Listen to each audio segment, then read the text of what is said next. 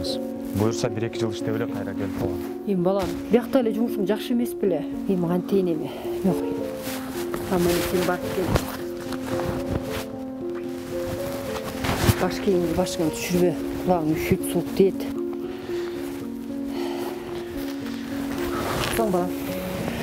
Бул кат атаң согуштан жазган акыркы каты. Окуп кой, муну сага жазган. Өзүңүзгө жакшы караңыз, апа. Oğlum, senin törөлгөнүңдү угуп, сүйүнгөнүмдү сөз менен айтып жеткире албайм. Катымды bir күнү бой жетип, тамга тааныганыңда окуп көрсүң. Бул кат менин акыркы катым болушу мүмкүн. Bir нече сааттан кийин биз душман менен бетме-бет чыгабыз. Алардын саны көп экени айтылууда. Бирок, сен коркпо балам. Биз силердей уулдарыбыздын эркин, көз карандысыз, күчтүү мамлекетте ойноп, өсүп өнүгүүсү үчүн акыркы каныбыз калганча согушабыз. Ата-бабабыздан калган ала тоолорду, асман тиреген мөңгүлөрдү, узун дарыя, булактарды силерге ишенип, мурас кылып калтырабыз. Биз ушулар үчүн күрөшөбүз.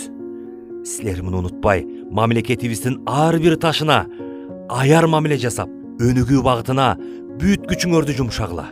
Уулум, атаң мекен үчүн жанын бергенин унутпа. Апаңды жакшы кара, балам.